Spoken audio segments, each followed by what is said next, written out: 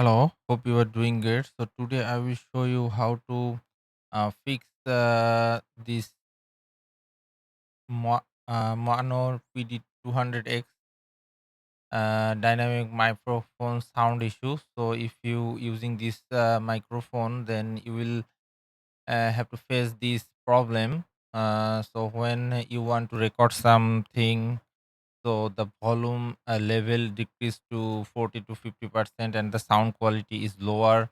And so you for this issue you need to install this software Moano Link. So if you search it here Google, you will see the first link, this one. Download this one and install this one, and you will see like this. Okay, so it's now connected, and this is the first step you have to do. And then you need to go to your systems, then sound, and then go to more settings. Here you will see this is the more setting, and go to recording, and then you will see this one, PD200X, and then right button, right click here, and then go to properties, and then go to advanced. Okay, you will see these two is checked from your computer, so just uncheck this one and then apply and then okay, and double check if it's okay. This is unchecked, and then you just record this through here just for testing.